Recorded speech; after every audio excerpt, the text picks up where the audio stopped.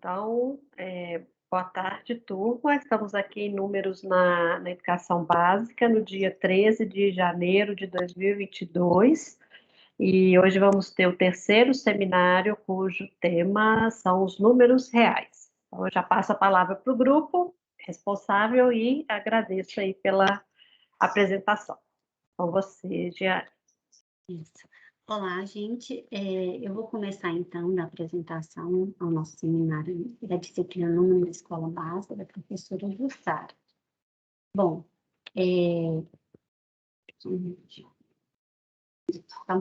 tá um pouco lento aqui. Volta um pouquinho. Ah, você que está passando, né? Eu estou clicando. Só um pouquinho. Quando eu for para trocar, eu te peço, tá, Luísa? Fazendo favor.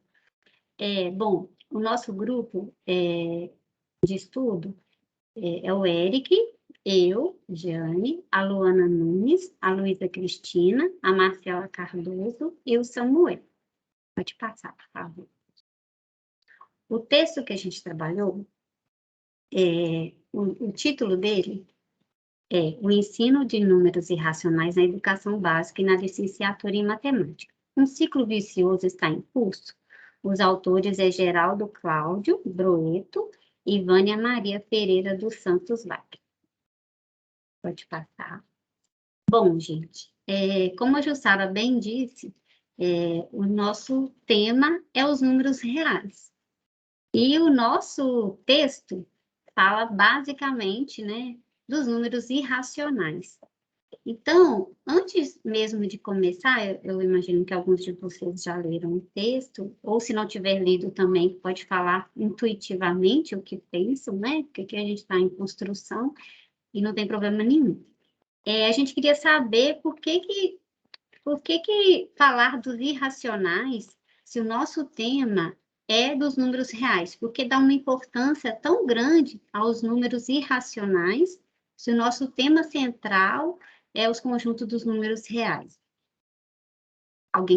Eu vou abrir a palavra se alguém quiser falar.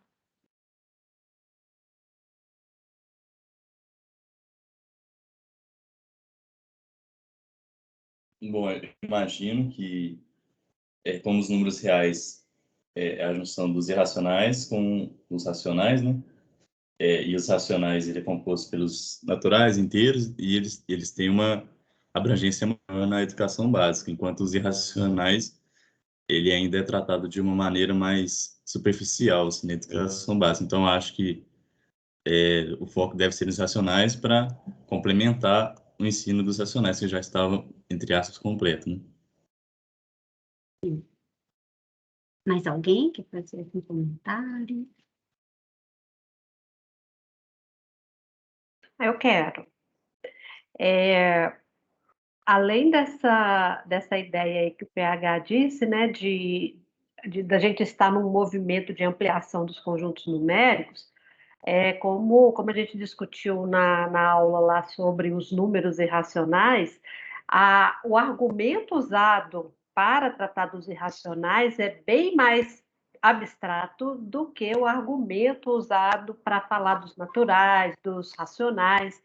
Então, assim, todos os textos que a gente está, toda a nossa discussão até sobre os números reais enfatizam o grande obstáculo, a grande dificuldade que tem em torno dos irracionais. Então, eu acho que é meio por aí por isso é que o foco está maior nos números irracionais. Sim, eu acho que é uma junção de tudo, né? Na verdade, assim, na concepção do nosso grupo. Agora eu vou falar um pouquinho da concepção do nosso grupo antes de entrar propriamente no texto. Volta um pouquinho, por favor, ainda. Isso, deixa eu por enquanto. Falar dos números irracionais, ainda, vou só dar uma introdução, ainda é muito difícil para os professores tratar esse assunto de uma forma que passe exatamente esse conceito para os meninos, o que é um número irracional. Infelizmente, a gente ainda está naquela parte de muita teoria, e a gente não consegue, por ser um assunto muito abstrato, passar com tanta propriedade, vamos dizer assim, para o aluno, justamente por ser um tema tão abstrato e difícil mesmo de solucionar. Tanto que o texto, depois, no final, ele não propõe muita coisa assim, para a gente, entendeu? Praticamente nada. Então, assim, é um tema de extrema relevância e a gente, vocês vão ver ao longo do trabalho, eu não vou abrir muito, a gente vê que os professores se aprofundam em outros, acredito justamente porque eles conseguem ter esse contato físico, né, entre aspas, e os números irracionais não. Então, assim, é justamente para dar essa importância, porque os números irracionais existem, sem eles, os números reais ficariam incompletos, né, a reta, vamos chamar de reta, né, não teria os números reais completos. Então, assim, o texto quis buscar uma importância por os números irracionais, coisas que muitas vezes em vários livros não são dadas essa importância. Pode passar. Por favor, Luiz. Bom, a gente trouxe aqui uma parte de um livro que não está no nosso texto, tá? Além, a gente trouxe algumas coisas aqui, além do texto que a gente leu. Espero que a Jussara não nos puna por isso. A gente não se restringiu ao texto. Isso é Jeane. positivo, muito pelo contrário, Jeane. Jussara, eu gostaria de mostrar que até que você até tinha dito, eu acho, durante o curso, eu acho. Eu não sei direito, é bem parecido, não é? Com os que você indicou? Dá para você ver aqui, meu vídeo? Dá para ver? Deixa eu ver. Aqui. É parecido. Isso. Aí, ó. É parecido, tá vendo? E eu tive sorte que Seu eu vi. microfone Tá, tá seu microfone. desligado, Jussara. Quais são os autores? Igual. Plínio Cavalcante Moreira e Maria Manuela Davi. Ah lá, igual. Porque a minha capa é mais antiga. É colorida. Aí eu achei nas férias, você acredita esse livro? Eu falei, não, deixa eu ver aqui se tinha, graças a Deus tinha. E aí completou o nosso trabalho. Pois então, aqui explica aqui um pouquinho, eu vou ler para vocês essa passagem deste livro. Como seria possível passar dos irracionais aos reais? Só um pouquinho, gente.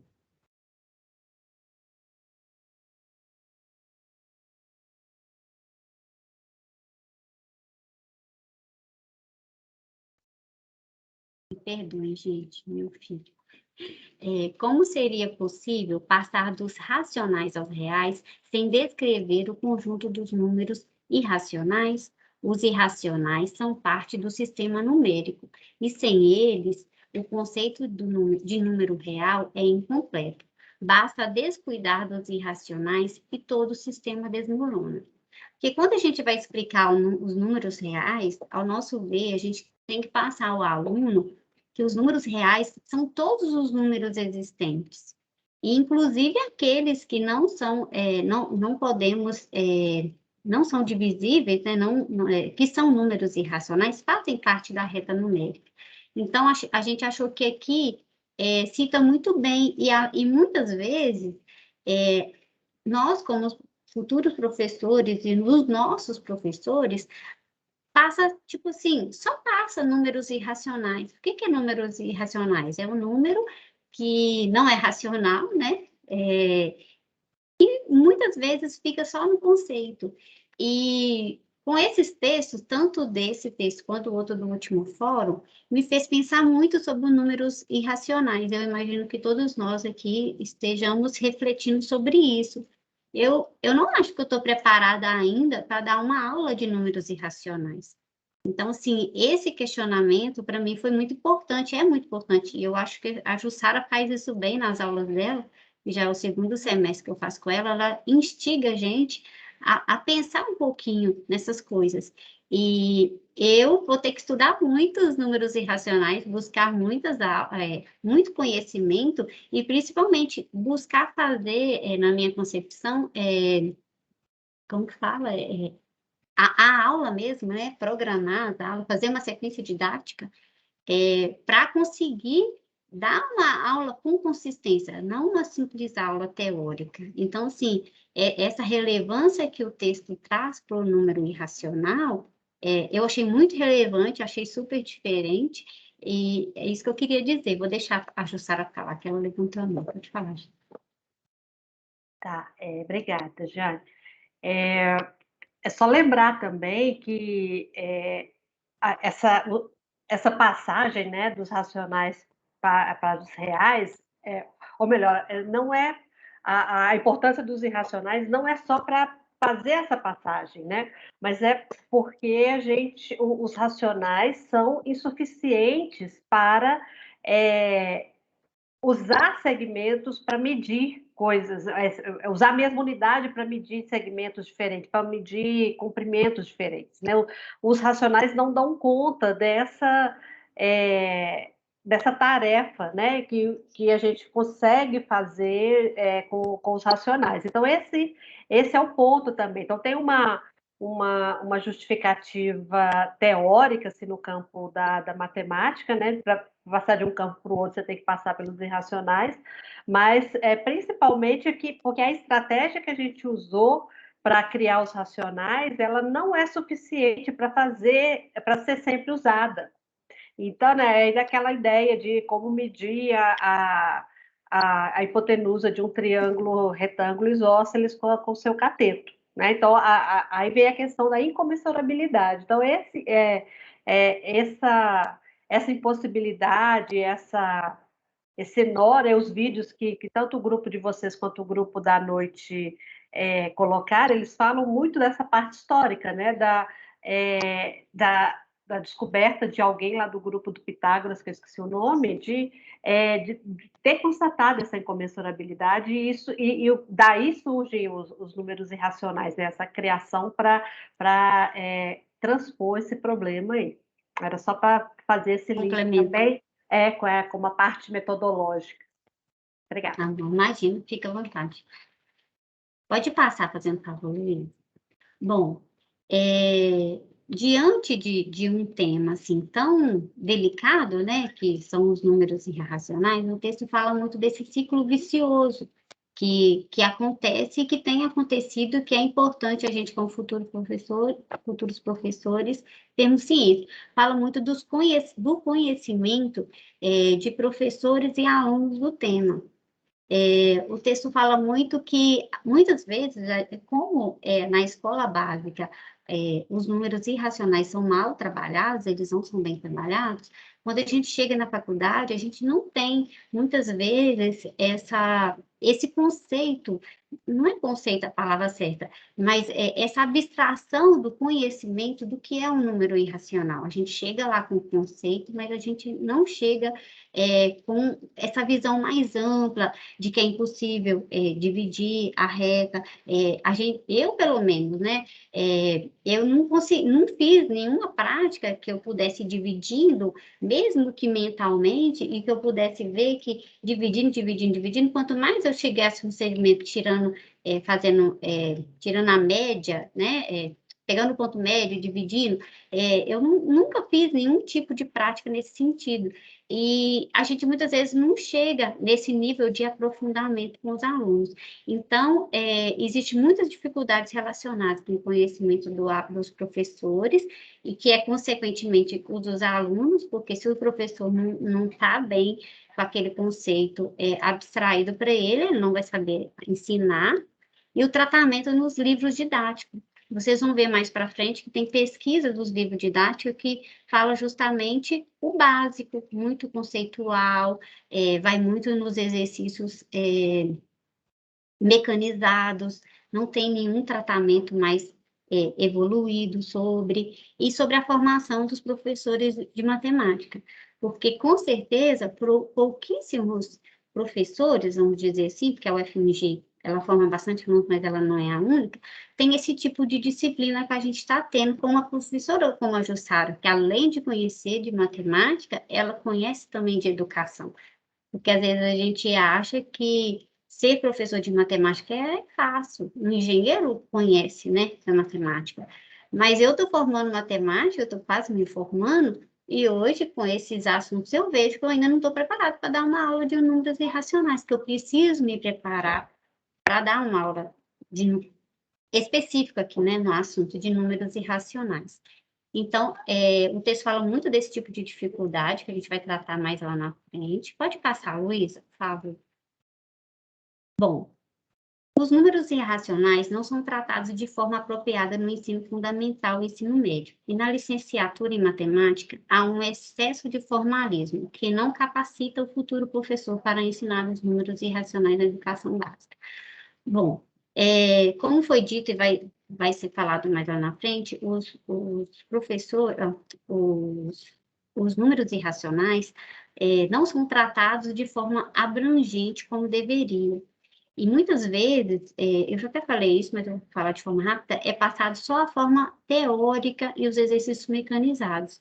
E lá, aí a gente chega lá na UFMG, com exceção da matéria da Jussara, né, que está pensando de preparar a gente vê muito formalismo, demonstrações, principalmente em análise, demonstrações, e a gente pouco aprende em como ensinar um número irracional.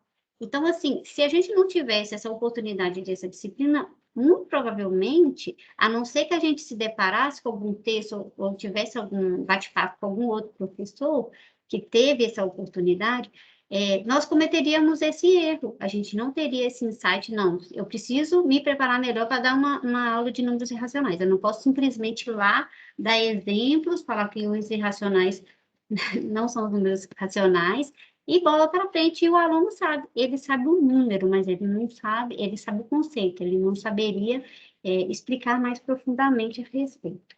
Pode passar.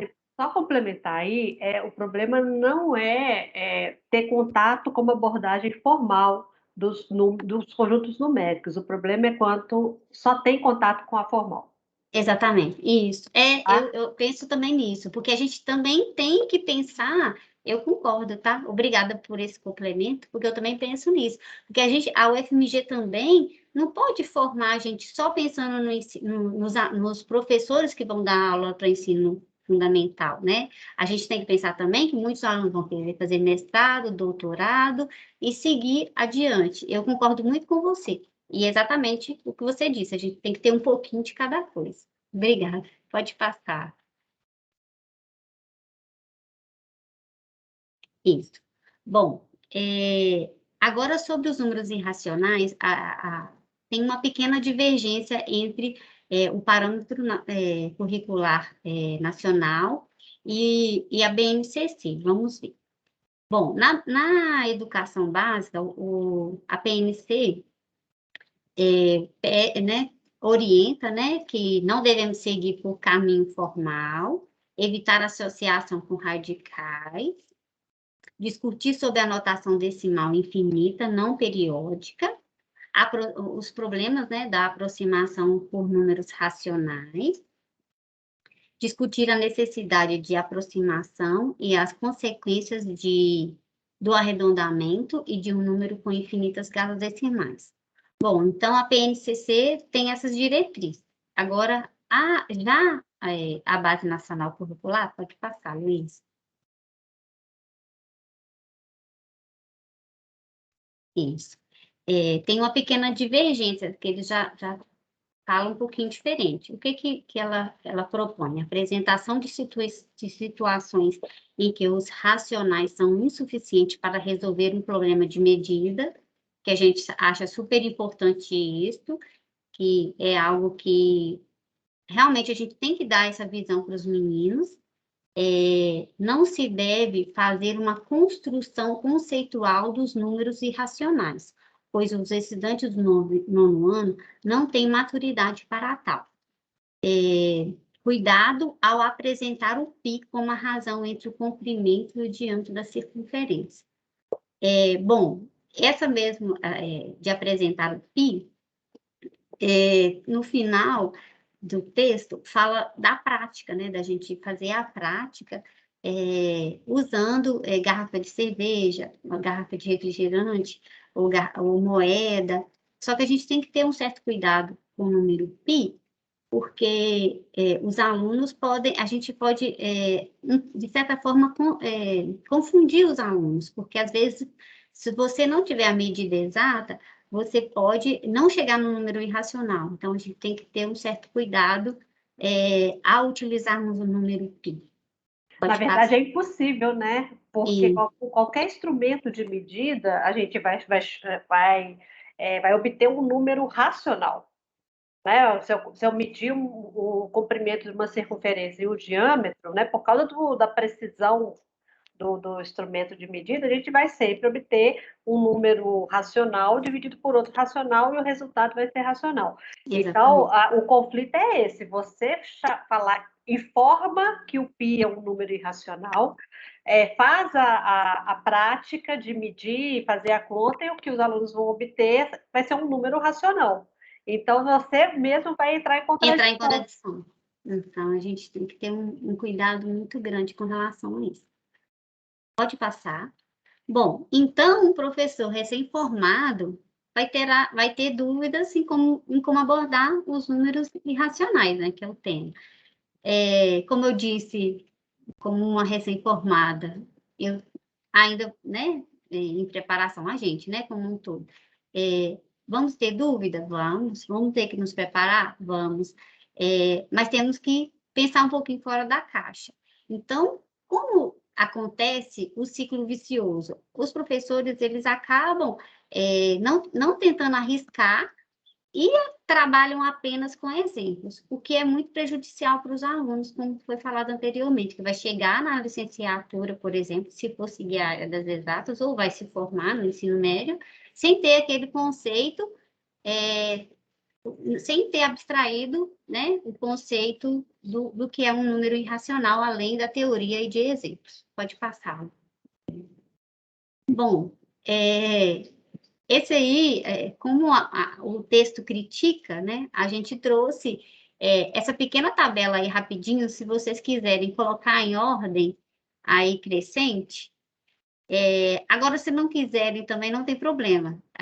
A gente gostaria de conversar com vocês e de perguntar a alguns de vocês, se vocês fizeram isso no tempo que vocês estudaram. Acho que não é necessário organizar. E o que vocês acham que isso aí, uma atividade desse nível, ajudou vocês na formação de vocês com relação aos números irracionais? Alguém quer falar alguma coisa? Eu vou falar. Eu, Cleusa, estou me apresentando a vocês. Eu tenho duas coisas para falar antes disso. Quando vocês disseram sobre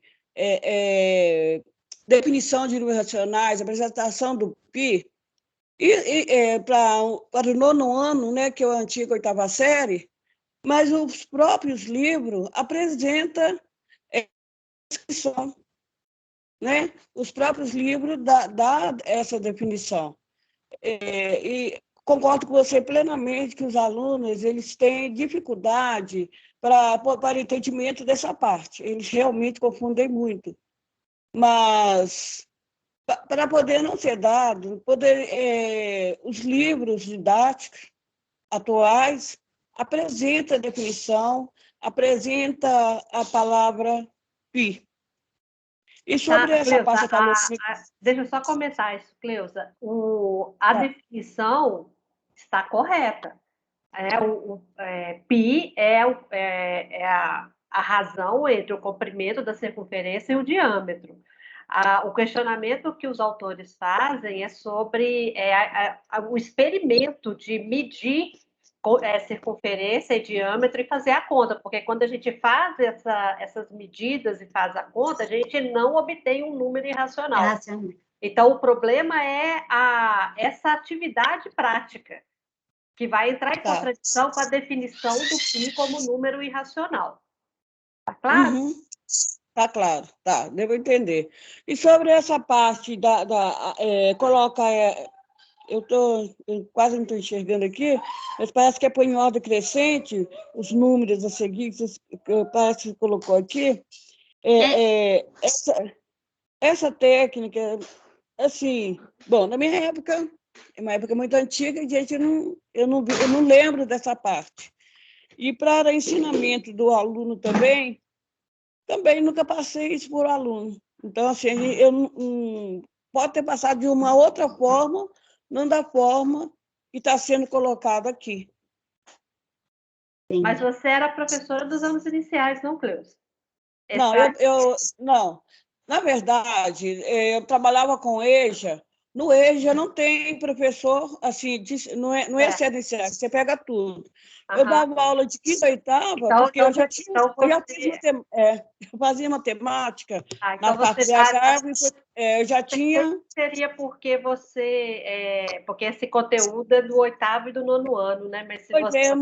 eu trabalhei com 8º e 9º ano à noite no Carmelita da prefeitura, porque o professor que tinha curso superior, ele poderia pegar. E quando eu fiz curso de matemática na instituição, nós tivemos chamado curso adicional, que dava a licenciatura até o 9º ano. Ele não existe mais, mas na minha época teve, a gente estudou 2 anos a mais para poder lecionar nessa forma. Então, eu só trabalhava com 8º e 9º ano. Ok, esclareceu. Obrigada. A Ana Luísa quer falar também. Pode falar, Ana. Não, é porque vocês pediram para comentar sobre atividade. E se você tem alguma técnica também, pode falar. Isso a gente sempre tem. E até no estágio que eu estou fazendo, que é num cursinho assim. É tipo comum, só que não é comum, é diferente. Mas a técnica eu acho que é mais ou menos a mesma. Então, assim, é muito tradicional, sabe? E acaba que isso é muito, sempre tem muito, sabe? Essas atividades assim. E a técnica eu acho que usa é de aproximação, né? E aproximação, você nunca vai estar com um número irracional, né? Vai ser um número racional. Então, não é uma boa técnica e eu não acredito que seja a melhor maneira de apresentar números racionais. Por exemplo, para calcular raiz de 2, o que você faz? Você vai na calculadora e faz raiz de 2. Aquilo ali não é um número racional, é uma aproximação da raiz de 2, né? Então, agora é basicamente isso. Você acha que esse tipo de atividade hoje, a gente na licenciatura, te ajudou de alguma forma, assim? A não ser identificar o que é um número irracional? Não, eu acredito que não. É só realmente. E você nem chega a ver, né, um número irracional, né? Porque você tá ali com um número aproximado, né? Não é o número mesmo. Até mesmo porque, às vezes, pode ter 2 casas ali, né? Igual aqui, 0,33, teoricamente. Mas pode ter mais números, né? Que a gente não dá para definir ali se ele é racional. 0,33, vou usar o outro, 14,21. Não dá ali para a gente definir se ele é racional, se ele é irracional. Porque pode ter uma dízima ali depois, entendeu? Então tá. Queria só que vocês pensassem sobre isso. Pode passar, Maria. Luiz. Ah, tá. Bom, então agora nós dando continuidade sobre a pergunta da Cleusa, que ela falou dos livros. Ô, Cleusa, vai ter mais assuntos sobre isso, tá? Vou passar a palavra agora para a Luísa, que vai dar continuidade na apresentação. Isso. No nosso artigo, a gente apresentou 3 pesquisas, de Lima, Nakamura e Soto. Calma aí, gente. Lima, ele fez pesquisa em 12 livros para o ensino médio. E ele chegou à conclusão de que a apresentação é obscura e que não há menção de medidas. Isso deseduca e mistifica. Nakamura, ele pesquisou por 9 coleções no ensino fundamental de 1970, 1990 e 2000. E ele chegou à conclusão de que os irracionais têm uma abordagem muito superficial, em contraste com os outros temas, né? Naturais, inteiros, os racionais, têm um trabalho muito mais consistente. Souto, ele fez com 14 livros na década de 2000, para o ensino fundamental, 9 para o ensino fundamental e 5 para o médio. E aí ele viu algumas características parecidas nos livros, que é definições baseadas na representação decimal, tarefas envolvendo classificação de racional e irracional, né? Determinação de frações geratrizes, que acho que todo mundo aqui já fez, né? Determine a geratriz, a fração geratriz dessa fração, não, dessa decimal, né? Então, assim, aí teve registros de representação simbólica algébrico, notas históricas contendo nomes e datas, né? Dá para perceber que teve um pouco mais coisas, né? Na década de 2000, teve mais representação. Porém, todos os autores concordam que os problemas é muito conceitual no assunto. Teve muito problema nisso. E a ausência total e superficialidade na abordagem de questões de segmento, né? E igual a Jussara falou, mostrar a incomensurável, né? Incomensurabilidade do segmento que a gente tem que fazer, né? E representações decimal. E aí, Imenes e Leles são dois que falam sobre, apresentam, acho que eles escreveram um livro. E aí, eles apresentam primeiro as dízimas periódicas como divisão de inteiros, depois eles apresentam as dízimas não periódicas, né, como números não racionais. Então, primeiramente, eles apresentam, né, as dízimas, depois eles falam que os que não são irracionais, não são racionais. E depois definem os irracionais como aqueles que não podem ser gerados pela divisão de inteiros. E aí ele tem uma definição bem clara, né, do que são os irracionais para eles, né. E aí, vários outros livros, né, como Dante, abordam essa questão aí, né, que eles falam que o raiz de 2 é um número irracional. E aí ele fala, né? Ele faz até a aproximação, mais ou menos, e tal. Só que ele só deu um exemplo, ó, pra você ver. Tá escrito assim, se continuarmos o processo, não chegaremos a uma decimal. Sendo que, tipo, eles nem explicaram o porquê que não vai chegar, né? E aí só chegou à conclusão. Raiz de 2 é um número irracional por causa disso, por testes, né?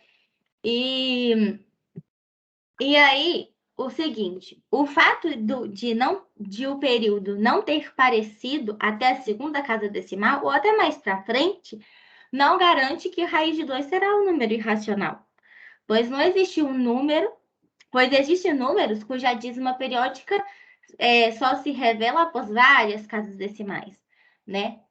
E aí também tem em seguida, eles são propostos também exercícios como esse, que até a Ana Luísa disse, né?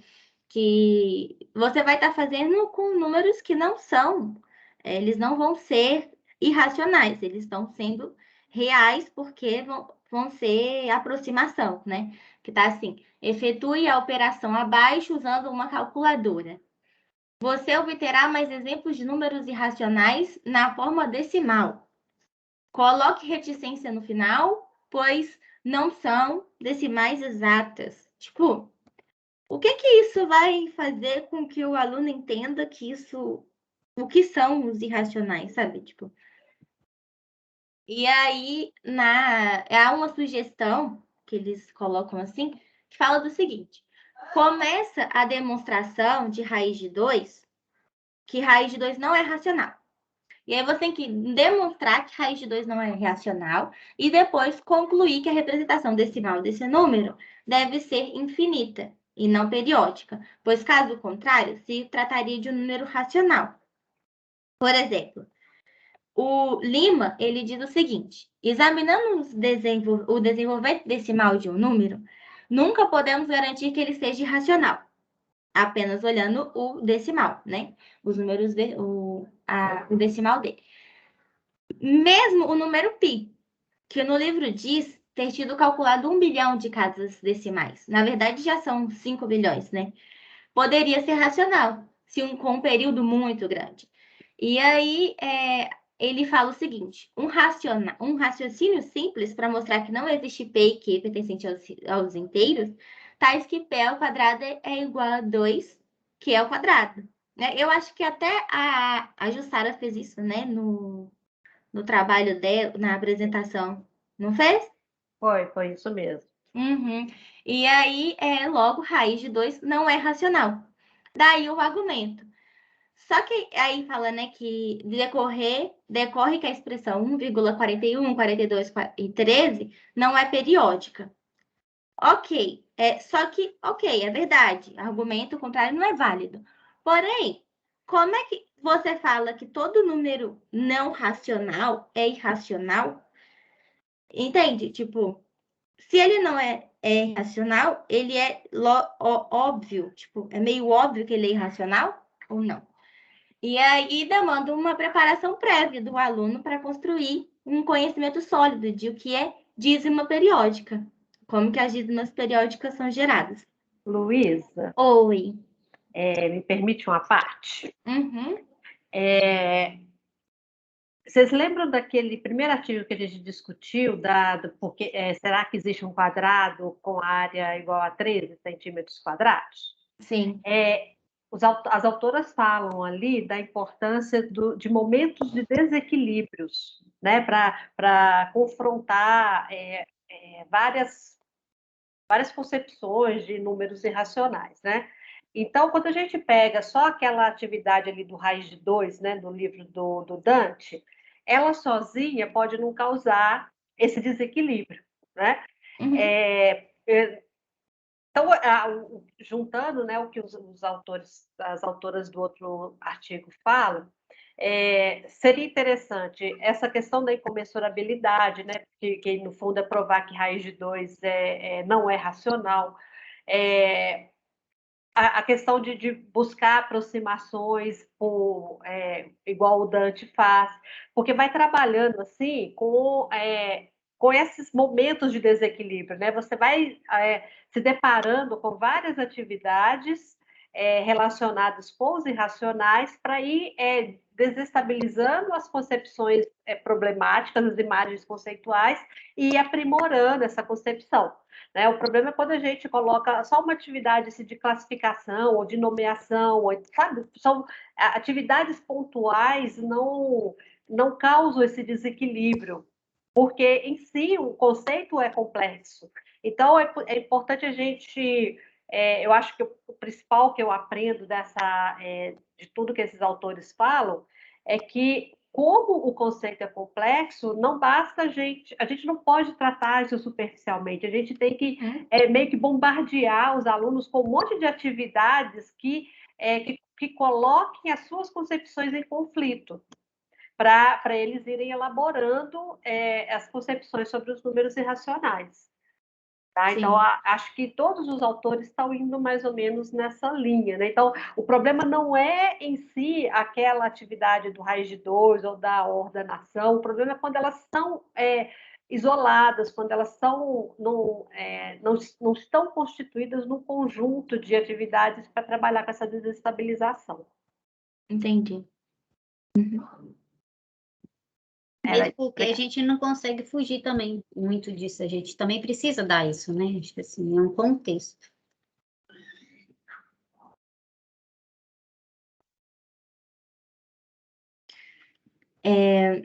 Eu concordo, porque se a gente explicar só daquilo, né, fica muito vago, né? Então, calma. Isso. E aí, tem duas definições, né, que são para os números irracionais que eles colocam, que são números que não podem ser escritos como razão de dois números inteiros e números cuja representação decimal é infinita e não periódica. E aí, a gente chega num momento, né, que a Jane até falou que, por exemplo, no exemplo, né, do pi, que é uma atividade fazendo, né, medindo, né, e tal, e aí chega no valor do pi, que é para falar sobre o conceito do pi. Porém, se você for parar para pensar, o pi não se enquadra na primeira questão aqui, né? Porque senão ele será razão de dois números inteiros, né? E aí, uma das coisas que eles falam no artigo é para ter bastante cuidado ao relacionar, ao dar esses tipos de atividade para os meninos, né? Sobre o pi, porque o pi não é só raiz, né? Porque normalmente os meninos colocam na cabeça que é raiz que não é um quadrado, né? Ou então não tem, né? Não tem solução. E o pi não é raiz de nada e é irreal, né? Irracional, meu Deus. Aí é isso. Eu vou dar a palavra pro Samuel, eu acho. Não, Marcela. Vocês estão escutando? Foi mal, hein? Aham. As meninas falaram como os reais e mais especificamente os irracionais são vistos na escola básica, né? E agora a gente vai ver um pouco de como eles são apresentados no ensino superior. Especificamente na formação do professor de matemática, né? Então, nós vamos discutir as disciplinas que abordam os números reais, e mais especificamente os irracionais, as diferenças entre a abordagem desse assunto na educação básica e no ensino superior, e as consequências da descontinuidade entre a educação básica e o ensino superior. Pode passar, Luiz. Nas disciplinas iniciais, como cálculo, por exemplo, contato com os números irracionais é secundário e normalmente indireto. O objetivo é mais estudar os novos conceitos e os professores partem do pressuposto de que seus alunos já sabem o que é um número real, já dominam a estrutura algébrica, topológica e a ideia de limite de funções. Pode passar. Nas disciplinas mais avançadas, como, por exemplo, fundamentos de análise, os irracionais aparecem como parte de um contexto maior, e a formalização é fundamental nessa disciplina. As propriedades e os teoremas são rigorosamente demonstrados, diferentemente em cálculo, por exemplo, e o foco são as estruturas matemáticas. Os reais, nesse caso, são apresentados como um corpo ordenado completo e a questão ontológica fica em segundo plano. A questão central não é o que são os números reais, né, mas como os objetos do corpo ordenado se relacionam. Pode passar.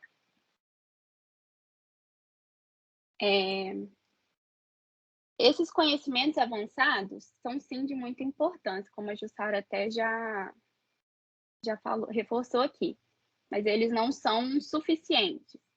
Eles dão a confiança e segurança para a atuação do professor na educação básica, mas não há exemplos concretos de como os conhecimentos adquiridos seriam aplicados.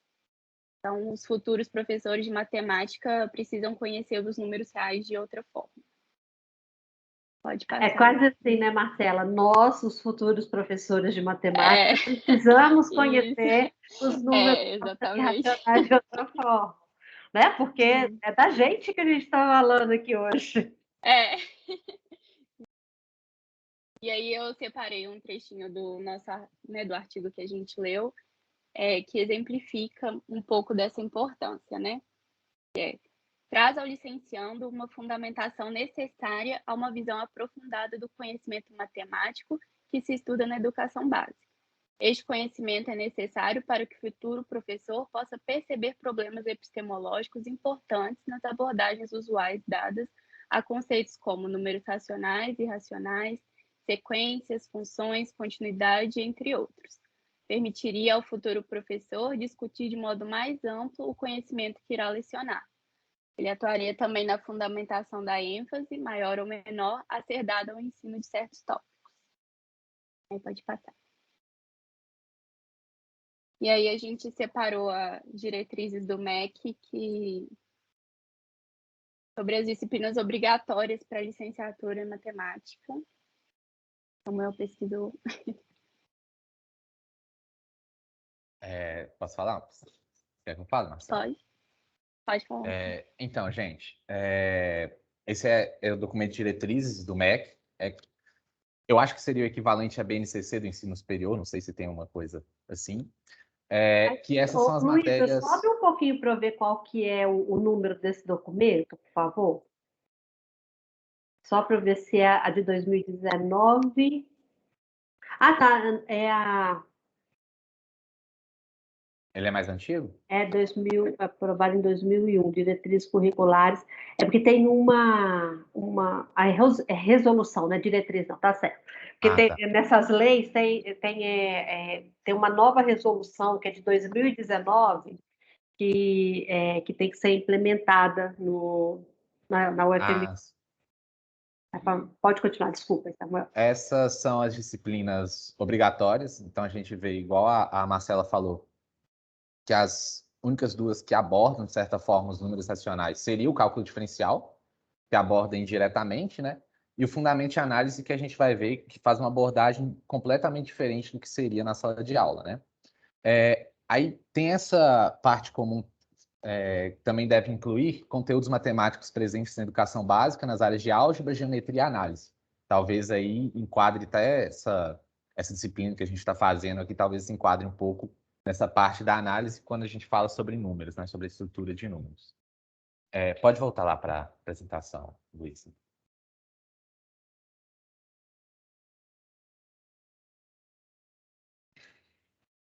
Pode passar aí.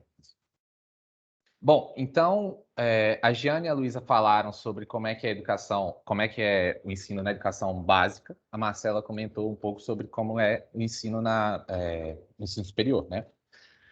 E o primeiro problema, o grande problema que o texto aponta, são os caminhos completamente diferentes na abordagem.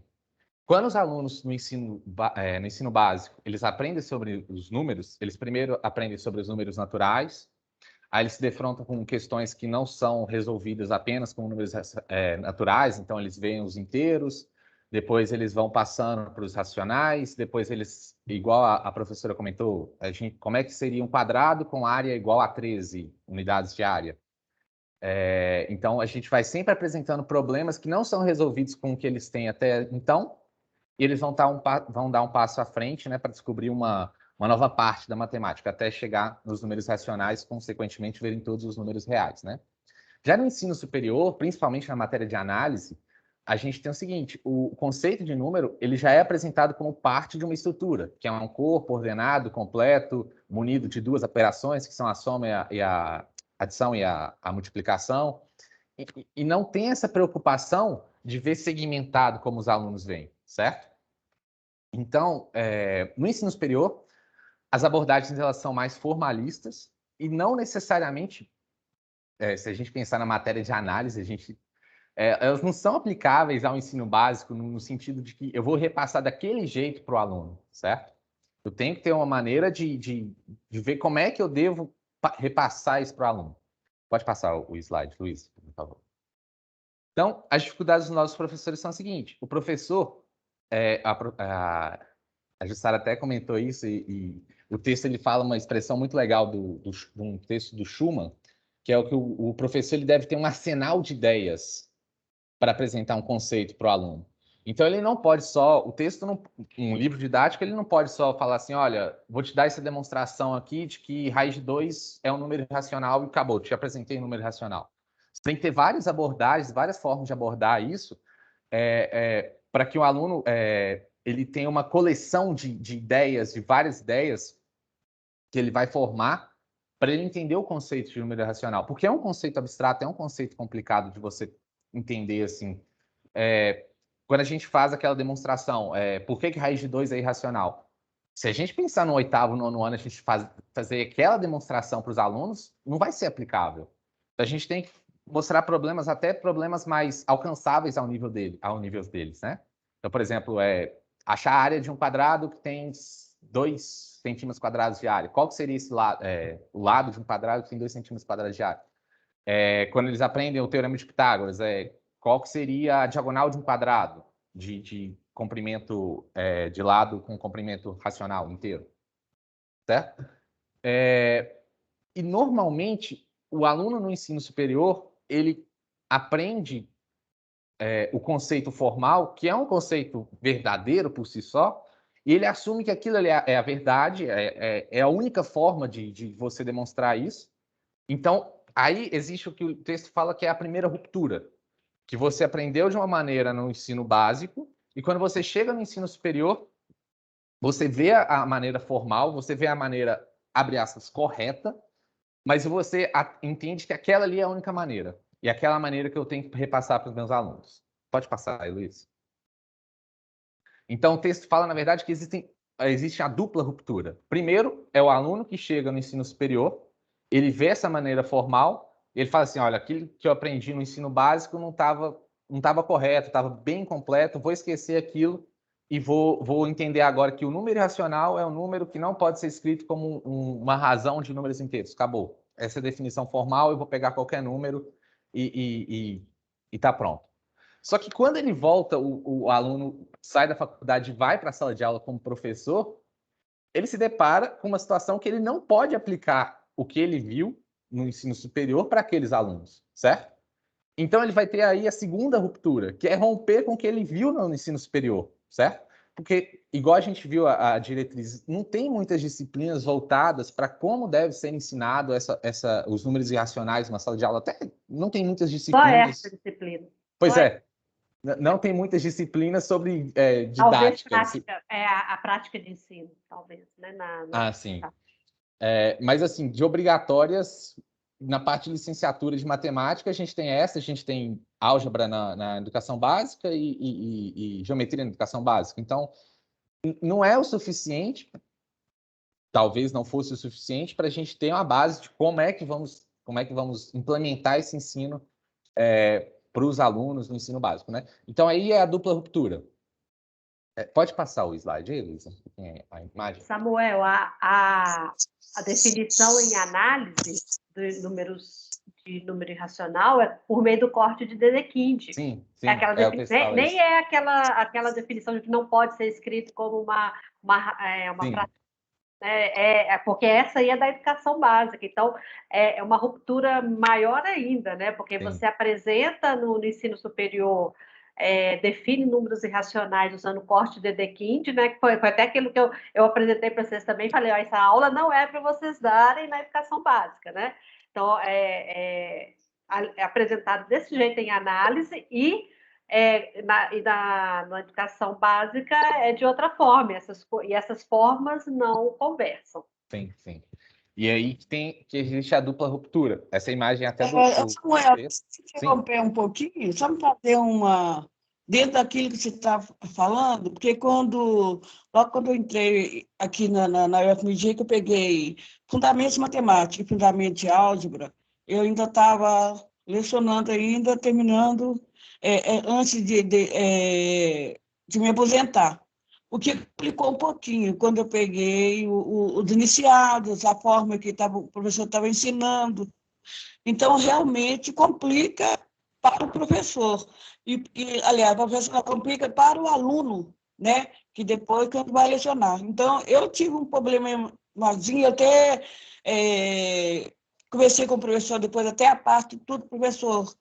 Lá fora não se ensina dessa forma. Então, assim, eu tive um pequeno problema dentro disso. Hoje não, hoje está mais tranquilo.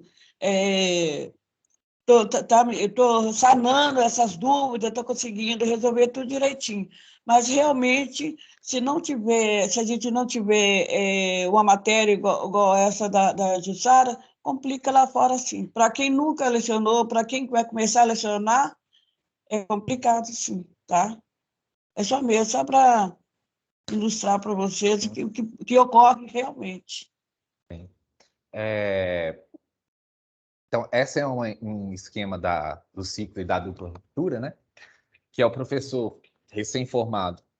Ele chega na sala de aula, ele percebe que as ferramentas que ele tem, que ele aprendeu no ensino superior, não são suficientes ou não são adequadas para a sala de aula, para o ensino básico, então ele vai romper com o que ele aprendeu no ensino superior. Vai retornar ao tradicional, ao método do livro, ao método que ele aprendeu inicialmente, vai passar esse conceito para o aluno. Então, o aluno ele vai aprender esse conceito da forma mais superficial, porque o professor passou dessa maneira. E quando esse aluno vai para a faculdade, ele vai romper com esse ensino com essa forma superficial, porque ele vai aprender da maneira formal, né? A partir da análise, a partir das matérias mais avançadas, e ele vai fazer a segunda ruptura. Aí ele volta para o colégio como professor e aí começa de novo esse ciclo. Por isso que o texto fala sobre um ciclo, né? Um ciclo vicioso que se vive de acordo no ensino dos números irracionais. Certo? Pode passar, Luiz. Então, pessoal, mas como podemos romper com o círculo vicioso no ensino dos irracionais? Os autores Soares Ferreira e Moreira apontaram o seguinte, vou ler o trecho para vocês. Uma nova abordagem dos sistemas numéricos deve ser construída especificamente voltada para a formação de professores. Tal abordagem teria que partir fundamentalmente da problematização das representações conceituais já existentes entre os licenciandos e chegar a uma visão global do conjunto real que efetivamente instrumentalize para o ensino. Ou seja, eles indicaram que, na opinião deles, a mudança tem que começar no ensino dos professores, dos licenciandos. Ou seja, essa mudança tem que acontecer no ensino fundamental, no ensino superior, para que nós possamos quebrar esse círculo vicioso. Pode passar, por favor. Luana, é aquela ideia do artigo do... Aí volta para mim, Luísa, só um aí.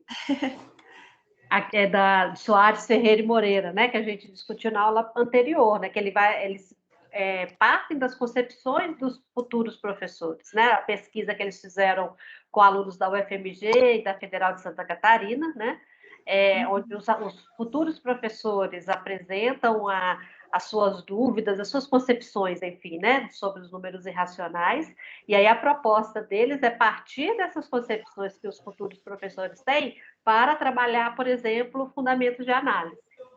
É muito interessante. Vai fazer a ponte, né, com o que eles já trazem da educação fundamental. Isso, é muito interessante porque, até então, até ser questionado, né, em números na educação básica, eu estava tranquila em relação aos números irracionais, porque eu pensava que estava tudo dominado. Eu entendo, eu consigo enxergar, então eu vou conseguir transmitir essa informação para os meus futuros alunos. Mas, parando para refletir, eu vi a imensidão da complexidade que é ensinar e mostrar essa visão e passar de uma forma simples também, falar na linguagem dos alunos. A gente está lidando com crianças, com adolescentes, que têm uma visão de mundo completamente diferente. Então, não tem como a gente abordar a introdução dando exemplo de criptografia, por exemplo. Falar na linguagem do aluno é muito complexo e é difícil. E aí eu vi, pesquisando também, eu e o grupo, a gente viu que é um problema comum, que tem poucas soluções, estão sendo estudadas ainda, formas, meios de passar aos alunos. Isso torna ainda mais complexo e mais difícil, mas a gente questionar isso na faculdade é muito interessante, muito importante, que a gente já vai estar alerta, né? Para quando a gente estiver dando aula, a gente já vai estar alerta a isso e tentar encontrar formas de sanar todos esses problemas, atentar à compreensão dos alunos. É muito interessante questionar isso logo no ensino superior. Pode passar, por favor. E aqui desculpa, Samuel, é a segunda vez que eu te interrompo. Vai lá. É só porque essa dialética de como é que é ensinado no ensino superior e como é que era no ensino básico, interessante que o texto traz um estudo se eu não me engano, um americano, falando sobre isso em 1906. Então, assim, não é um problema recente, né? Não, é um problema muito antigo que ainda não se solucionou, né? Felix Klein. Pois é, e aqui, a gente está dando algumas possibilidades de abordar isso, né? Mas que bom com a fala da Luana, né? Eu fico tranquila que ela quebrou essa ingenuidade, né? De que se eu sei, eu domino, então eu vou dar aula bem disso, né? Então vocês sabem que não é simples, vocês não vão assustar na hora que estiver dentro da sala de aula, né? E aqui a gente dá um início de possibilidades de como abordar isso, mas o mais importante é vocês sabem que vocês têm que buscar alternativas, né? Que não é ficar esperando alguém dizer para você como fazer, né? E a gente começa a dar um pontapé inicial e aí ir para a vida na escola com o peito aberto para buscar novas alternativas. Pois é, Jussara, o que me deixou assim um pouco assim, que me complicou um pouco, é que logo quando eu estava vendo fundamentos de áudio, eu perguntei ao professor que estava lecionando na época que eu estava fazendo, falei assim, olha, se eu ensinar o aluno dessa forma, ele falou assim, só pode ensinar dessa forma, que é a forma correta. Você olha, não, a gente utiliza de outros subterfúgios, outra metodologia, que não vai fugir do que está sendo, do que é feita a matéria, e o aluno vai aprender da mesma forma. Aí falou assim, não pode, tem que ser dessa forma. Como você vai pegar uma coisa tão profunda para um aluno, por exemplo? Eu sempre trabalhei em escola pública, o menino vem com a base muito, muito pequena, para poder dar uma base assim, bem profunda para ele realmente vai ficar olhando para a minha cara sem entender, né? Aí eu fiquei sem saber, gente, mais lá para frente, quando for estudar lá na PAG, for estudar as matérias de licenciatura, né? Eu deixei para quando chegar essa época, para perguntar aos professores, porque essa forma de ensinar, da mesma forma que nós aprendemos, o aluno ele não tem a capacidade de aprender. E depois tem professor, e por que eu tenho que aprender também tão profundo assim? Ele também não soube me responder, então eu deixei. Tá certo. Não, ele não soube te responder porque ele não é formador de professores no sentido da educação matemática, né? Porque essa discussão do conteúdo matemático para o ensino é uma discussão específica da educação matemática. E o que a gente está vendo aqui nessa parte da disciplina é que a abordagem formal da matemática, em fundamentos de análise, por exemplo, ou fundamentos de álgebra, não é a que deve ser utilizada na educação básica. Né? É importante que o professor tenha esse conhecimento para a sua própria formação. Né? Eu não estou dizendo aqui que a gente tem que eliminar essa formação do curso de licenciatura, ela é importante, mas por exemplo, eu acho que fundamentos de análise deveria ser trabalhado junto com essa disciplina números, para que os diferentes focos fossem colocados em diálogo o tempo todo. Né? E a mesma coisa, fundamentos de geometria plana junto com geometria na educação básica, fundamentos de álgebra junto com a álgebra na educação básica, porque aí você vê o abstrato formal em uma e o pedagógico em outra. E uma coisa alimenta a outra. Porque ficou muito solto, quer dizer, pelo menos para mim, ficou muito solto essas matérias tão separadas. Então, essa matéria, por exemplo, números na educação básica, eu acho que teria que ser antes dessas matérias todas. Se nós vamos ser, pelo menos para licenciatura, eu falo no caso da licenciatura, porque nós vamos ser professores, não vamos ser pesquisadores, né? Nós estamos sendo professores. Tem muita coisa que me é passado, eu não vou aplicar numa sala de aula, por exemplo, de um ensino fundamental. O ensino médio, mais ou menos. Então, eu achei um pouco complicado o curso. É importante para a sua formação ter essa abordagem formal da matemática. Mas não é essa abordagem formal que você vai usar quando for professor de educação básica. Esse que é o ponto. Esse que é o meu questionamento, que eu não concordo. Esse questionamento que eu não concordo. Se eu não vou utilizar, para que eu estou aprendendo? Igual o aluno dentro da sala de aula, você vai usar. Você vai usar, Cleusa e turma, vocês vão usar para preparar as diferentes abordagens desse conteúdo na educação básica. Vocês vão ter o jogo de cintura, a flexibilidade, saber o conteúdo formalmente ajuda a vocês buscarem alternativas para ensinar isso. Não é porque Pois é, mas basta concluir o ensino fundamental para ser professor do ensino fundamental? Não, eu sei, mas aqui, só tem um porém, o currículo chega pronto para a gente. Jamais a gente pode alterar a parte particular, que ele vem desde o PCN, ele vem todinho pronto, você só tem que deslanchar aquilo. É o que acontece, você não consegue mudar o estado. Como deslanchar é que depende do professor. BNCC é uma lista de conteúdo e está iludindo o professor que acha que dar o conteúdo é apresentar formalmente o conteúdo para o aluno. É uma furada isso. Então isso... Jussara, deixa eu só comentar uma coisa, que a gente vê isso muito até mesmo na UFMG, muito professor que sabe o conteúdo, mas não sabe ensinar, né?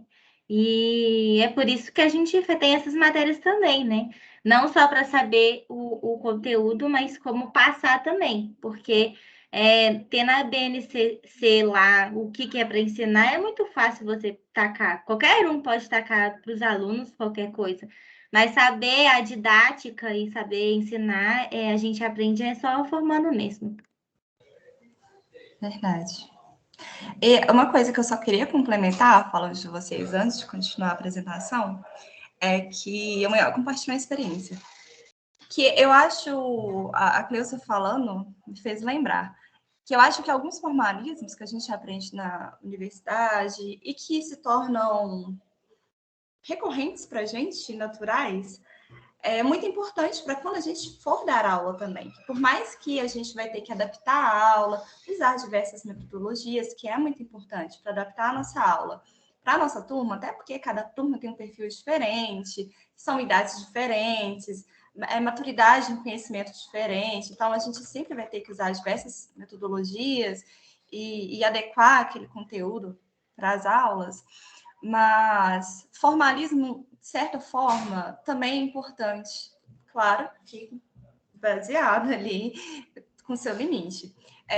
Eu já dei aula para alunos do 7º ano, de escolas boas e famosas de BH, que os alunos, quando iam fazer multiplicação distributiva, falavam que tinha que multiplicar por chuveirinho. Aquilo me desesperava, que eu pensava assim, não é chuveirinho, isso tem nome. E eu ficava pensando, como que ele vai entrar numa faculdade, no ensino superior, seja de exatas, seja não, mas sem discernir que aquele tipo de multiplicação tem um nome, que tem um porquê, que tem todo um estudo ali por trás que justifica aquilo tudo. E resumir tudo, você quer chuveirinho? Tem uns formalismos que eu acho que são essenciais e que é muito bom a gente, por mais que a gente não está na área de pesquisa, eu acho que são importantes para a nossa formação. Porque quando a gente for educador, a gente vai levar esses formalismos para a sala de aula. Eu acho que o importante é a gente saber dimensionar esse formalismo e adequar para as nossas aulas, para a maturidade dos nossos alunos, para a didática mesmo que a gente vai ter que usar naquele momento. Mas eu acho que são importantes também. A gente que tem que saber lidar com eles no futuro. Alguém tem algo mais a dizer? Antes de eu passar. Eu acho que... Eu acho que a forma de falar, tipo, chuveirinho, não é tão errada. Acho que errado é você ensinar o seu aluno a falar chuveirinho, entendeu? Você virar e falar assim, é chuveirinho. Não é chuveirinho. Eu já vi muito professor ensinando chuveirinho. Ainda mais cursinho, eu acho que ensina muito. Mas para gravar, né, e tal. Sim. Mas eu acho que, tipo assim, você acha que parece um chuveiro, você quer decorar que é um chuveirinho? Beleza, mas chama distributiva, né? Sim. Às vezes, querendo ensinar macetes, às vezes o aluno não grava o certo, não aprende o certo, ele grava o macete, né? Eu acho que isso é um problema, assim. Alguém quer falar mais alguma coisa ou posso continuar? Aí a gente volta lá no início da disciplina, né, em que os alunos sabem um monte de informações, mas algoritmos, técnicas, mas não sabem conectar aquelas coisas, não sabem o que eles estão fazendo, né? Sim, justamente. Não sabe nem por que está usando. Várias vezes, quando eu estava no ensino fundamental, eu vi um problema, eu aplicava uma fórmula, um algoritmo. E eu via que não dava certo, aí eu aplicava outra, aí eu conseguia chegar no resultado. Ou seja, eu não sabia o que eu estava fazendo, mas eu sabia que eu tinha que aplicar um algoritmo para eu sair em alguma resposta. E eu ia aplicando até encontrar aquele resultado. Então, eu não acho que seja o ideal. Eu acho que tem que ter consciência do que está fazendo, de onde quer chegar e saber da lógica ali por trás é importante. Só complementando, você falando isso aí, me fez lembrar que o que me fez fazer o curso de matemática foi que quando eu fiz o ensino médio, fundamental e médio, eu era boa, eu achava que eu sabia matemática. Eu cheguei na faculdade nem tanto, tá, gente? Mas eu achava que eu sabia matemática. Até hoje eu tô vendo que eu não sei, né? Não sei nem explicar os números irracionais para um aluno. Mas eu sempre tinha muita curiosidade de fazer as coisas de outras formas e de tirar a prova do que eu estava fazendo para ver se aquilo ali que eu fiz realmente estava certo. Então, eu tentava fazer a conta de um lado e a conta do outro.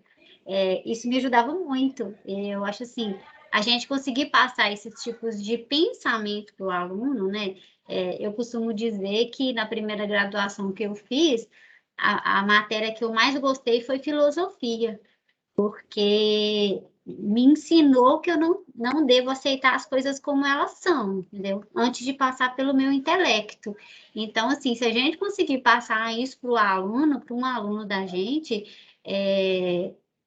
é imprescindível, assim, eu acho que é algo que a gente vai passar algo para eles que é para uma vida inteira. E um algoritmo não possibilita o aluno a nada, simplesmente a aplicar um algoritmo e não a pensar, a memorizar. Quando eu fiz a primeira graduação, foi numa faculdade particular, foi na PUC, e as pessoas tinham muito disso de memorização. Eu falava assim, gente, eu não consigo memorizar nada. Eu tenho dificuldade de memorização. Se não for para eu pensar, raciocinar, entender, eu não consigo. Você fala assim, decora essa fórmula. Eu lembro até hoje, rapidinho, numa prova Nossa, esqueci o nome da matéria. Eu tinha uma prova e que eu tinha que decorar várias fórmulas para conseguir fazer a fórmula. Era uma forma de matriz, esqueci o nome da disciplina. Agora, e eu não conseguia decorar a fórmula. Eu tô assim, meu Deus, eu não consigo decorar essa fórmula. Aí eu comecei a desenvolver a fórmula, a pegar a matriz e desenvolver a fórmula. Não, agora na prova eu consigo fazer. E foi me dando um desespero, porque eu não conseguia decorar. Eu tô assim, não, eu vou entender essa fórmula e vou conseguir. Eu acho que essa é a chave, assim. Só para complementar a fala, gente. Vou deixar a Luana concluir. A discussão está muito boa e me vem várias coisas na cabeça que dá vontade de discutir também. Mas eu vou continuar aqui. É importante que as peculiaridades da matemática escolar façam parte do currículo da licenciatura em matemática, principalmente no que se refere ao ensino dos números reais e racionais na educação básica. Ter essa oportunidade para discutir isso que a gente está discutindo e compartilhar experiência, compartilhar ideias, é muito importante. Eu acho que deve ser pensado quem planeja as estruturas dos cursos de licenciatura, é importante pensar no quanto isso é importante, no quanto questionar esses problemas da educação básica é importante e pensar maneiras também de reinventar, de superar todas essas dificuldades é importante e é essencial para a nossa formação de educadores. Pode passar, por favor. Então, agora eu gostaria de ouvir um pouquinho vocês. Vocês compartilhassem a opinião de vocês para as seguintes questões. O que pode ser aprimorado no curso de licenciatura em matemática da UFMG para romper com o círculo vicioso no ensino dos números reais? todos nós somos estudantes do curso de licenciatura em matemática. Eu gostaria que vocês compartilhassem um pouco ideias, opiniões, o que vocês quiserem. E você acha que o curso rompe com as lacunas de ensino apresentadas? Sejam as lacunas no ensino dos professores, seja na lacuna em relação aos livros didáticos? Vocês acham que a gente está bem preparado, está se preparando bem? Olha, você é a primeira a falar. Eu não aguento. Eu tenho que parar de falar um pouco, mas eu não aguento, eu tenho que falar. Não, Eu tem acho que que participar mesmo. Mas eu acho o seguinte, é muito corrido, né? Um período só é muito corrido. Mas, assim, ajuda para quem já tem um pré-início, você entendeu? Você consegue, como é que fala? Rever algumas coisas. Mas se for para uma pessoa, eu acho assim, se for para um professor, né, for para um aluno, que vai ser um futuro professor, eu acho que é muito corrido, e para ele chegar lá na hora e dar aula e tentar utilizar isso tudo, vai ter dificuldade. Falar que não vai ter, eu não sei, mas eu duvido que não tenha dificuldade, porque eu mesmo tendo já experiência, muitas coisas, às vezes, é passado aqui, eu fico na dúvida. E eu fico pensando o que vai ser desses professores que estão formando agora, e matéria, é um período, é muito corrido, então deveria, assim, essa parte para a licenciatura deveria ser mais alguma coisa, tem que ter mais alguma coisa.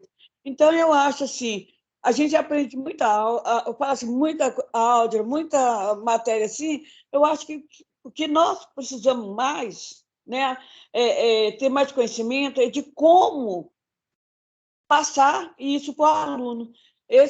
Essa parte que é importante para nós. Eu acho que para a licenciatura, no caso da licenciatura, o conhecimento de matemática tem que ter? Tem. Tem que ter o conhecimento de matemática, você vai poder ensinar, não só na série inicial fundamental, como ensino médio, entendeu? Mas deveria nos apresentar de uma outra forma, de uma forma que a gente possa utilizar para o aluno.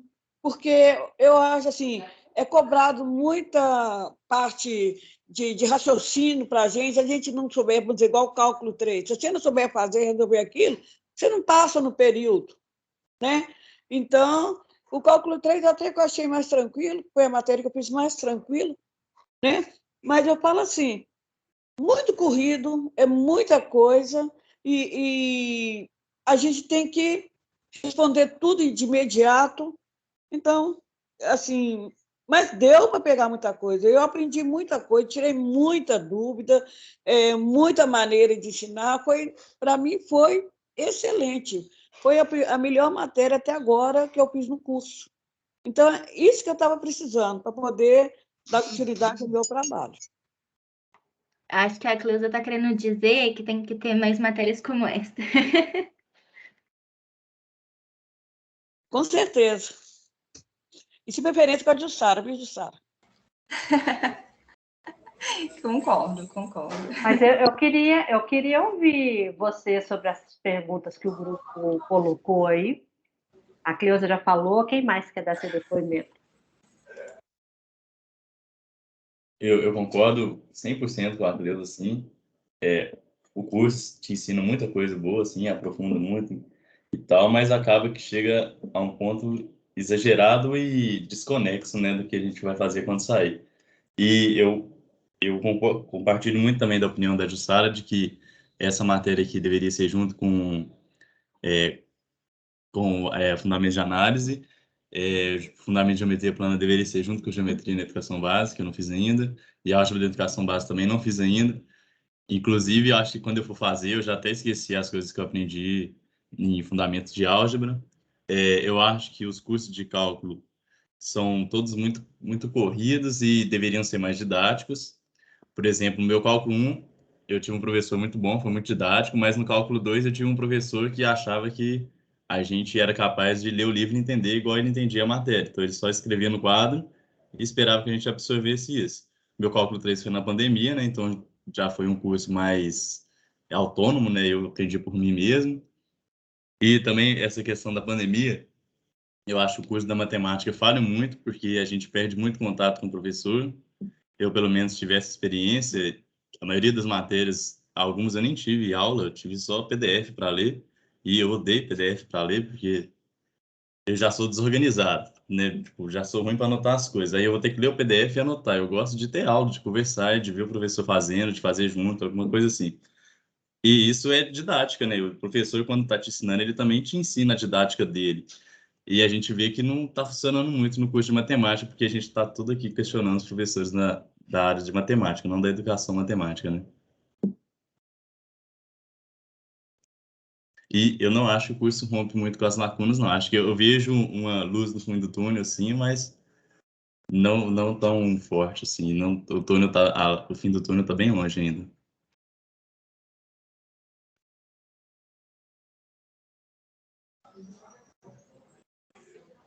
Obrigada, Cleusa e Paulo, por ter compartilhado com a gente. Posso Mas falar alguém?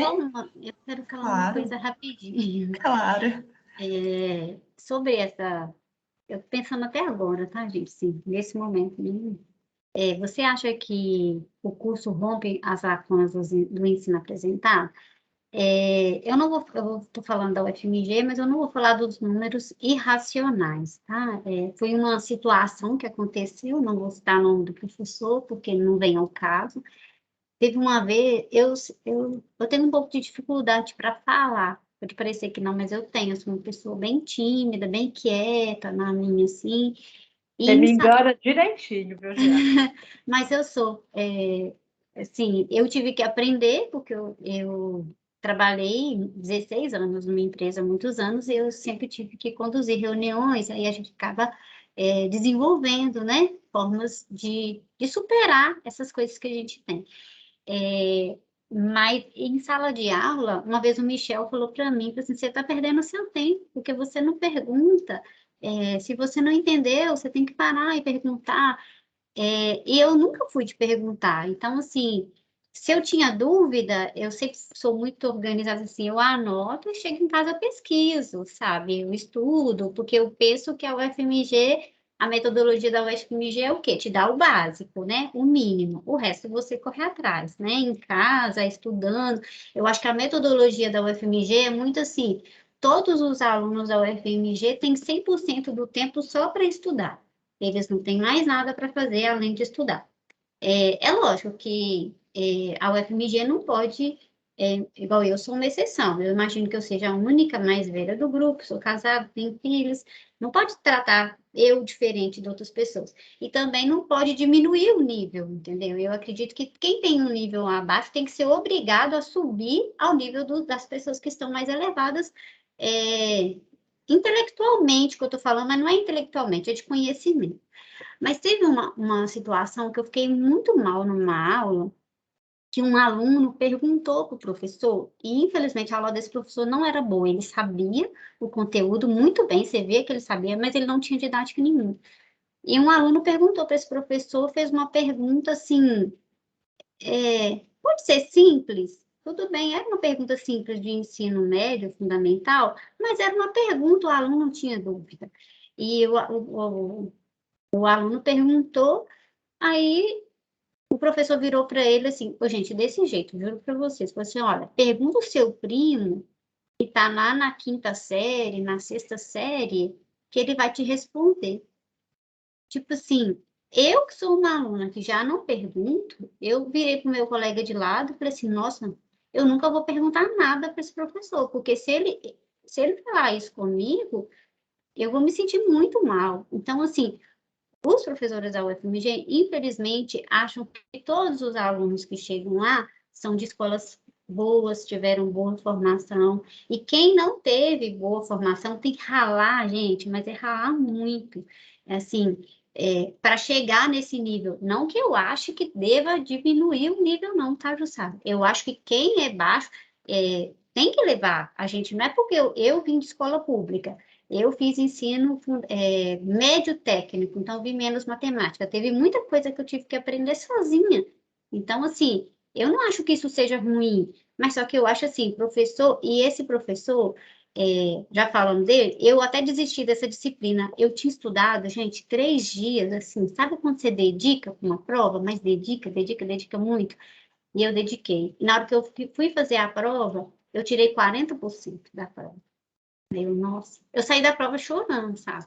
Chorando mesmo. Eu falei assim, meu Deus, ou eu sou muito burra, ou esse professor está dando uma prova fora do normal. Mas o que aconteceu? Ele dava aula de um nível inferior, cobrou a prova num nível muito acima do nível das aulas dele, e mesmo eu estudando, eu não fui capaz de fazer uma prova e tirar mais de 40%, porque era só 3 questões. Então, eu errei 2, uma não tive tempo de terminar e eu errei uma. Então, assim, é muito frustrante e a UFMG muitas vezes não olha para esses alunos, então a gente sofre muito.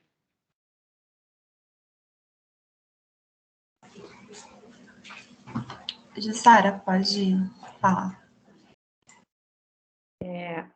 A partir da fala da Jeane, eu vou retomar aqui uma frase do artigo da Eliana Soares, Maria Cristina Ferreira e Plínio Cavalcante, aquele que a gente discutiu na aula passada.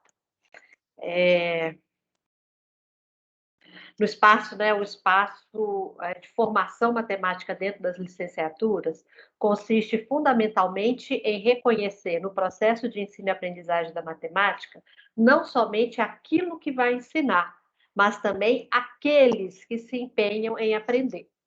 Então, eu costumo dizer que a grande diferença entre o matemático e o educador matemático é para quem que ele olha, para quem ele dá importância, né? O matemático faz matemática, né?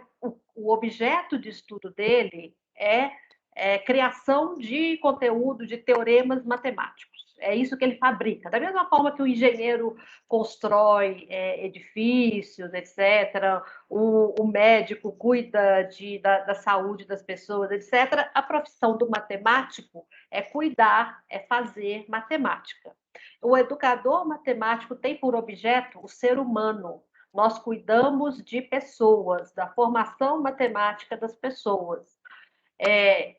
Por isso essa fala aqui dos autores, né? Que a gente não tem só que conhecer matemática, a gente tem que conhecer o que os nossos alunos conhecem sobre matemática para a gente, porque se a gente quer quebrar esse ciclo vicioso, a gente tem que saber onde é que nós estamos, né? O que os meus alunos dessa turma, segundo semestre de 2021, sabe disso aqui. É daqui que a gente vai partir e avançar. Porque não adianta nada eu ficar falando sozinha aqui para vocês, discutindo, sei lá, o sexo dos anjos para vocês saírem igual a entrar, tá? Adorei ouvir a fala da Luana, na hora que ela fala assim, eu pensei que eu sabia, agora eu vi que é complexo, eu estou com medo, ótimo, eu quero mesmo tirar vocês da zona de conforto. Ninguém vai estar um dia preparado completamente para ser professor. Ser professor é uma formação que se faz durante a vida. O curso de licenciatura é um momento em que você tem uma dose mais forte aí de recursos para sua formação, mas você não vai sair do curso assim, opa, estou pronto, já sei da aula. Não, essa dúvida, esse incômodo que a Luana expressou na fala dela, eu até anotei aqui, tá, Luana?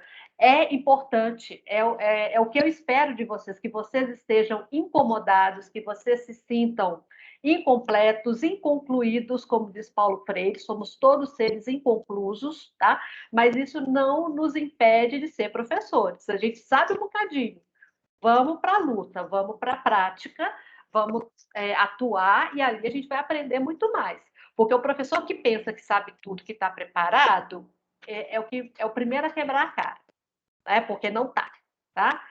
Eu costumo brincar que toda primeira aula com uma turma, para mim, é um momento de tensão. Eu vou com medo para dar aula, porque o que nos espera ali, né? Porque eu sei das minhas qualidades, eu sei dos meus defeitos, das minhas lacunas, da minha formação, então sempre dá um frio na barriga, sempre dá um medinho para enfrentar uma nova turma. Mas é importante a gente reconhecer essas coisas, tá? Por isso que a fala da Luana é importante, para se reconhecer incompleto, inconcluso e é uma maneira de se abrir para a aprendizagem, né?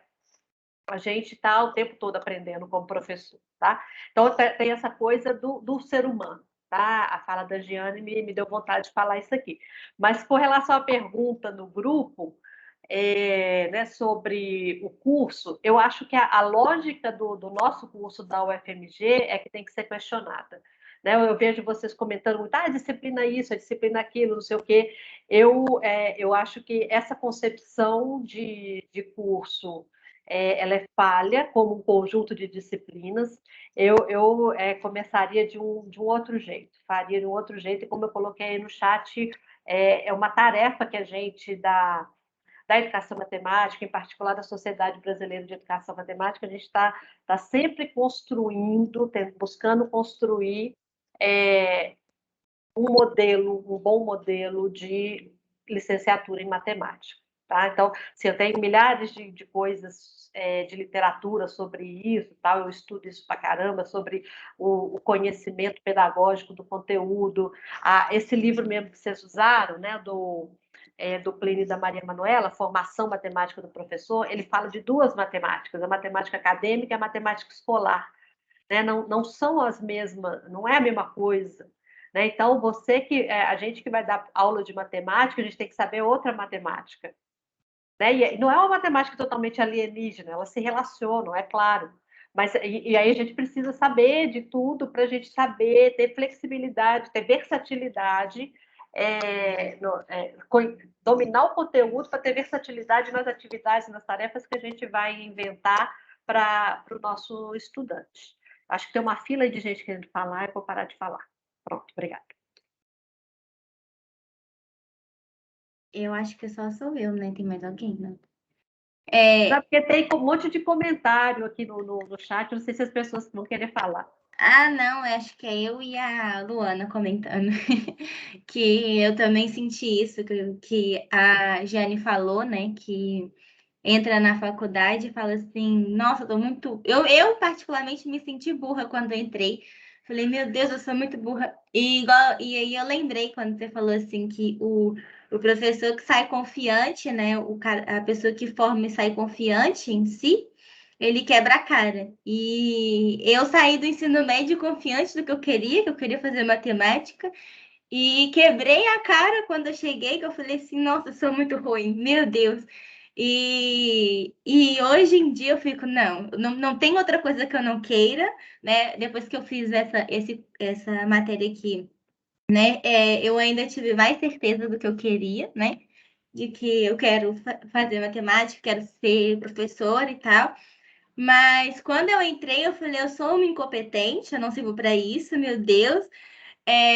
Tomei muitos pau aí, mas era só para falar mesmo que a gente entra, não sei vocês, mas a gente entra aqui achando que a gente é muito bom porque a gente sabe só o básico, do básico, que é o do ensino médico que te ensinou tudo errado, né? Mas aí você chega aqui, você vê que tem muita coisa que você entendeu totalmente diferente daquilo que realmente é, né? Às vezes você igual hoje, né? Igual a Luana falou aqui dos números irracionais que nunca tinha pensado. Eu também não. Na verdade, eu não tinha pensado em nenhum dos outros grupos também não, entendeu? E eu até pensei, né, igual falando do primeiro grupo que falou sobre cálculo mental, eu ajudei uma amiga minha uma vez a fazer na escola, né? E aí ela não sabia a tabuada. Aí eu virei para ela e falei assim: você acha um jeito seu, porque eu tenho o meu. Eu não sei, eu não faço igual dos outros. Todo mundo tem seu jeito de fazer. Ó, como é que eu ensinei a menina assim. E quando eu cheguei aqui, eu falei, gente, é o que eu falei, só que totalmente da nossa língua, né? Na nossa fala de criança, né? Que a gente tinha, sei lá, eu tinha uns 15 anos quando eu falei isso. E é muito legal, a gente vai aprendendo muito bem. Eu adorei essa matéria, já estou ansiosa para dar de geometria e a da de álgebra, só para falar mesmo. E é isso. Me identifiquei muito com a fala da Luísa, que eu também me achava que eu ia tirar tudo de letra, porque eu era boa no ensino fundamental e médio. E foi muito reconfortante a fala da Jussara. Hoje, pela manhã, eu tive aula de estágio. E aí um colega compartilhou com a gente que ele se sentia muito inseguro, mas já estava na reta final do curso. E eu fiquei assim, meu Deus, que ótimo que não sou a única, que ele também está passando por isso. E aí outros alunos começaram a compartilhar que também tinham essa sensação. E agora a Jussara falando que essa sensação é normal e é natural e é benéfica, foi reconfortante, porque eu achava desesperador estar na reta final do curso e me sentir que eu não sabia de nada e que eu não sou capaz ainda, que eu precisaria estudar muito ainda até me tornar capaz para dar aula. E é isso, estamos todos em construção e é muito bom compartilhar isso, compartilhar ideias, pensamentos, inseguranças, é muito bom, experiências também. É muito bom e eu acho que isso contribui muito para a nossa formação mesmo como professores. Vou finalizar aqui rapidinho, que a gente já passou do horário.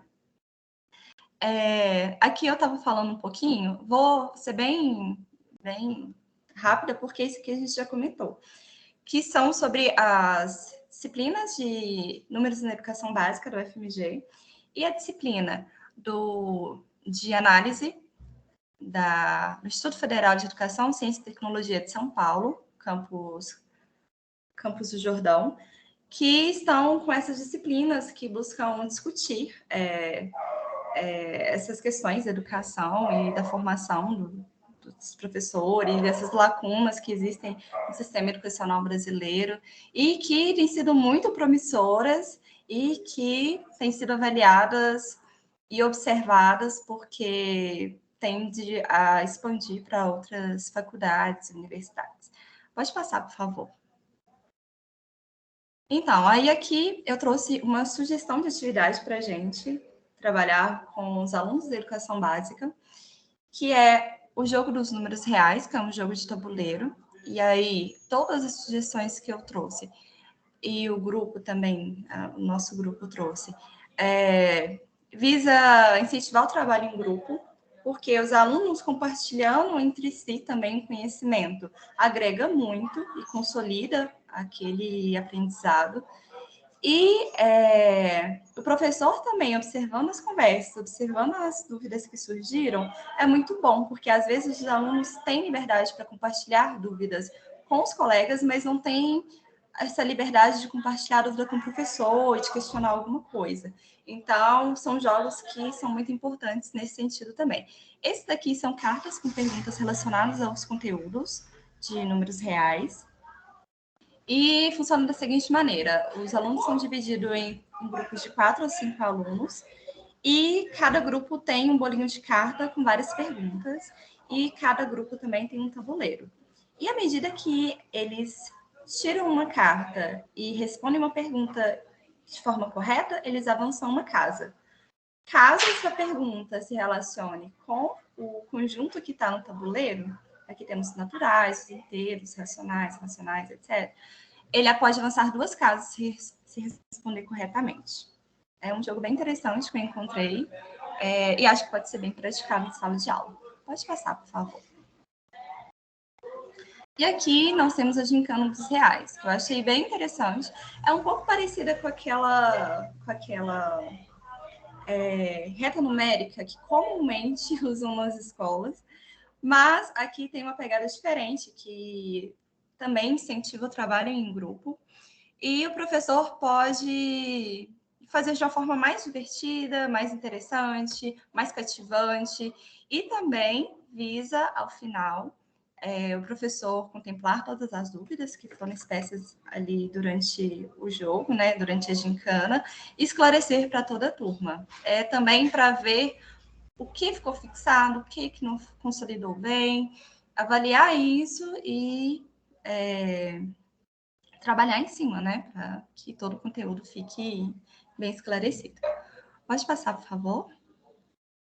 Essa é a referência que a gente consultou no nosso trabalho. Pode passar, por favor. E muito obrigada, turma. Estamos abertos agora para discussões. Caso tenham algo mais a complementar.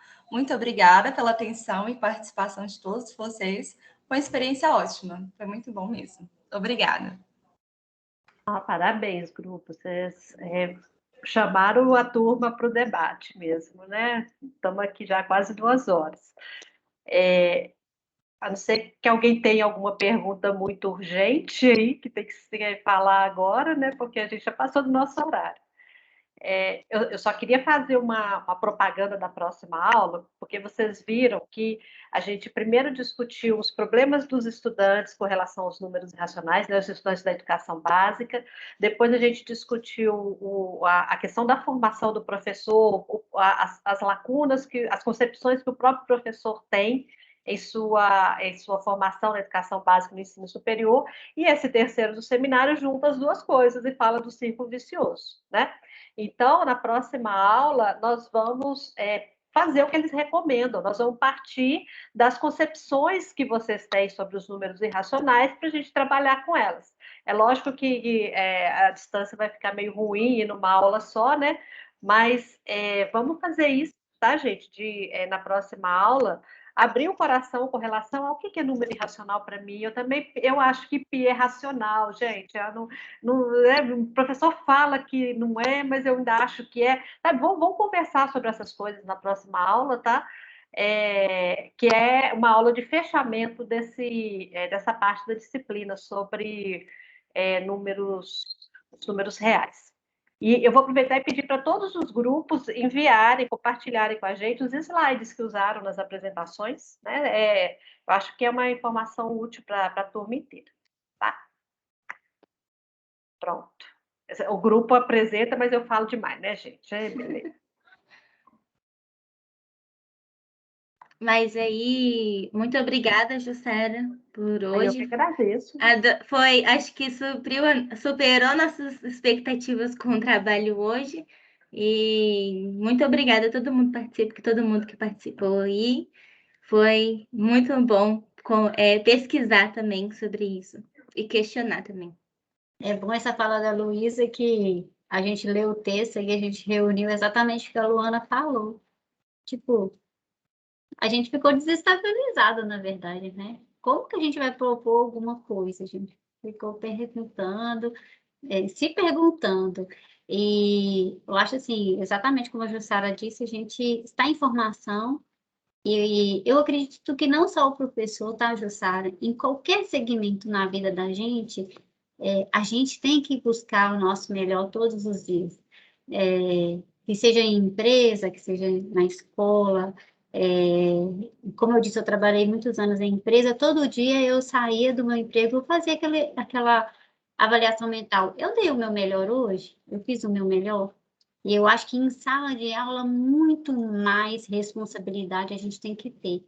Porque a gente está lidando com o conhecimento do outro, a gente está lidando com pessoas que muitas vezes poderão seguir a nossa carreira, né? O que a gente pensa. A gente é uma referência. E essas aulas que a Jussara dá, assim, parece clichê falar, mas não é não, tá, Jussara? Você desestabiliza a gente no nosso conhecimento. E isso é muito bom, porque faz a gente pensar um pouco fora da caixa, vamos dizer assim, sabe? E eu gosto muito disso em você, assim, e na sua capacidade de fazer isso com nós, alunos, assim, só para fechar mesmo, e essa construção, eu acho que independe da formação. E a faculdade, gente, ilude-se aquele que acha que pode ser a melhor faculdade, que vai te deixar pronto para fazer qualquer coisa. Não vale. A gente só vai aprender fazendo, às vezes fazendo errado, fazendo certo também, mas eu acho que o mais importante é analisar o que a gente fez. Eu fiz o meu melhor, mas o meu melhor pode ser melhorado, entendeu? Eu acho que essa é uma mensagem assim, que eu deixaria desse trabalho em si. O curso superior deixa para a gente uma caixa de ferramentas, né? Que a gente volta para buscar quando a gente se depara com situações, né, profissionais, né, na escola, ou em qualquer outra área, né? O curso superior não é algo que é inválido, né? É algo que te dá aquele background ali, você sabe que pode buscar as informações, as referências, etc., para poder enfrentar as suas necessidades profissionais. Exatamente. E a gente vai sair diferente. O mais legal é isso. A gente nunca sai como a gente entrou. E isso que é o transformador. Quando eu apresentei a minha monografia, no outro curso que eu fiz, o professor deu aula a gente no início, e ele falou, gente, o mais bonito disso aqui tudo é ver vocês hoje. E todos nós aqui no curso de matemática vamos nos sentir assim. Por mais eu acho que a gente esteja insegura, eu também me sinto, mas a gente vai ter esse sentimento. Eu saí diferente da UFMG, então, assim, e muita coisa está ficando. A gente não consegue mensurar, não, mas está ficando. Eu acho que está ficando, assim. Com certeza. Com certeza, muito demais. Mais mesmo. Obrigado, parabéns pela apresentação. Que a gente continue se estabilizando aí nas próximas horas. Isso aí. Obrigada a vocês. Obrigada, gente. Obrigada, grupo. Obrigada, turma. Então, a gente se encontra na próxima terça. Beijo para vocês. Bom final de semana. Obrigada, Beijão, gente. bom fim de Até semana. terça. Com Deus. Até. Tchau. Tchau.